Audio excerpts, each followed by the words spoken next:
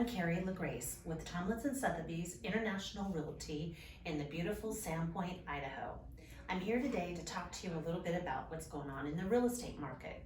We'll start with some history that's just food for fact, and then we'll go into what's happening on the national level, some national statistics, as well as what's happening locally in the local market. And today is August 4th, 2022. Some history, interesting food for fact. In 1973, mortgages were fully assumable, meaning you could purchase a house and just take over the payments. There were no inspections when you purchased a house. The contracts to purchase a home were only one page and they were handwritten on carbon copy. Fast forward a decade later, in 1983, mortgage rates went as high as 18%.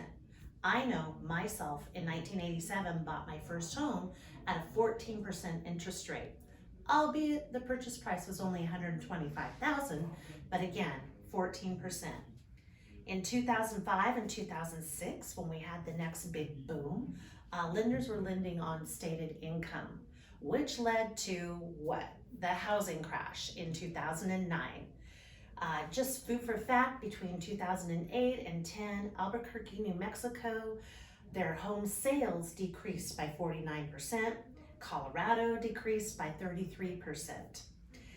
Right now, it's being predicted that home sales will decrease between 15 and 20%, but hang on, there's more. We're gonna dive deeper. Currently, we have a 1% to 10% rule. So say you have someone that has been approved for a loan for $500,000 and the interest rate is 3%. As soon as the interest rate climbs to 4%, their buying power decreases by 10%, making them eligible for now $450,000 in buying power.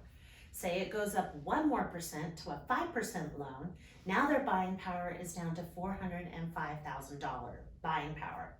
With that said, interest rates are stabilizing at the moment, we'll talk about that, but also buy downs are happening. So talk to your favorite lender about buying down the interest.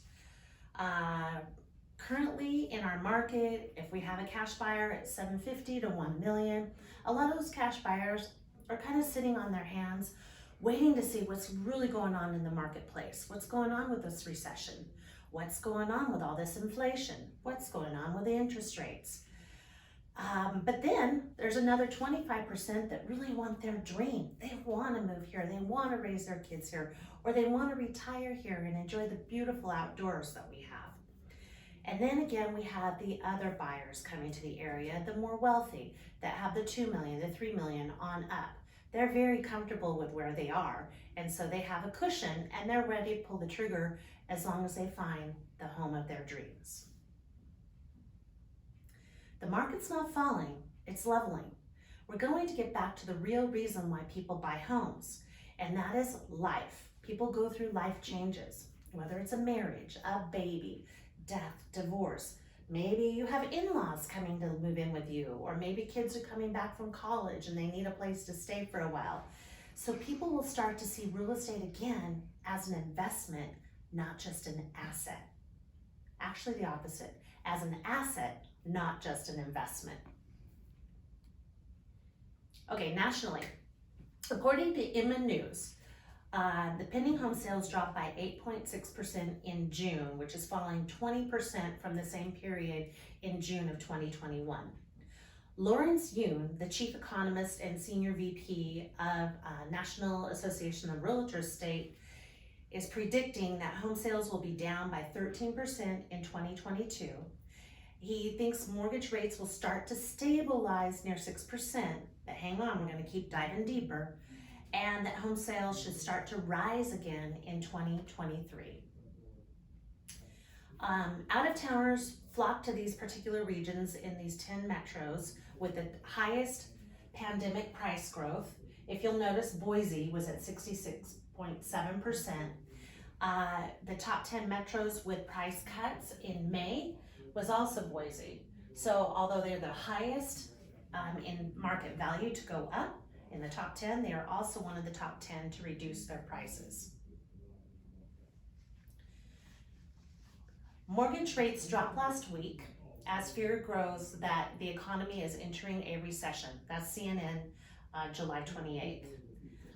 Pop down to the bottom, we've got Washington Post, mortgage rates are brought down by recession fears, which leads me to what I want to share with you.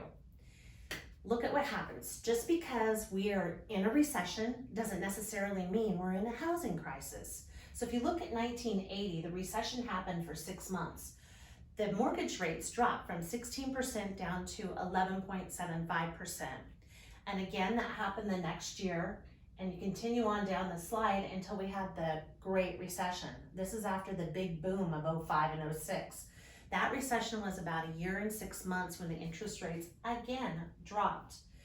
COVID-19 happens, again, interest rates are dropping.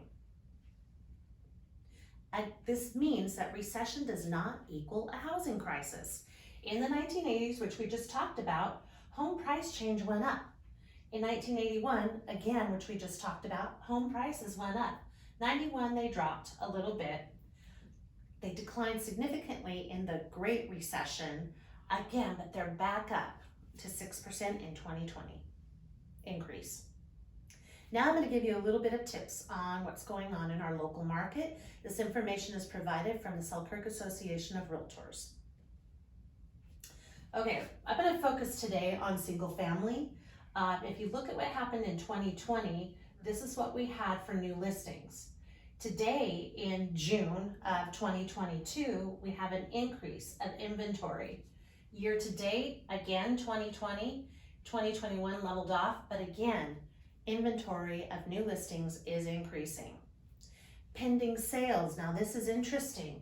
Although we have new inventory, pending sales are way less than half. 2020, 143 pending, 2022, 66 pending in the month of June. Year to date, so January to the end of June, same thing, pending sales are down. Closed sales following pending sales are too also down. 2020, there were 81. By 2022, there were 66 closings in the month of June. Year to date, 358 and down 322. Interesting enough though, the average sales price has been holding. Now, we have been feeling as agents, I've been talking to a lot of agents, I do a lot of networking, that prices have leveled and they are dropping a bit. But because we still have cash buyers coming in, I think they're gonna hold steady for a little bit, and I'll show you what's gonna happen. I wanna talk about days on market.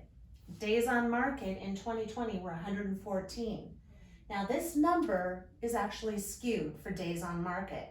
Why? Because days on market only talk about homes that sold, homes that closed. So you still have the plethora of listings out there that are still waiting on the market, so that hasn't hit the days on market category yet until they actually close. So we look at this and 4 months from now, we're gonna have a different story. Inventory of homes sold. Again, this is just showing you what's out there for inventory in the month of June. Months of supply. Right now they're saying we have a 5-month supply of inventory on the market. That actually indicates a pretty healthy market. Our healthy market that we used to have before the pandemic, inventory on the market was 4 to 6 months sometimes in Bonner and Boundary County.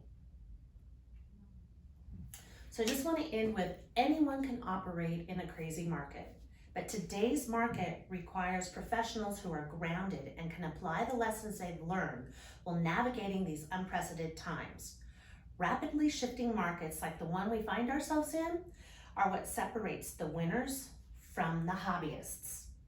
That quote is from Jared James. He's a national speaker and founder of Jared James Enterprises. And I just love that quote because I'm a full-time realtor. So if you need someone to work for you, work for your best interest, be honest with you, return your calls, be on top of their game, give me a call. Carrie LaGrace with Tomlinson Sotheby's International Realty, Sandpoint, Idaho. Have a great day.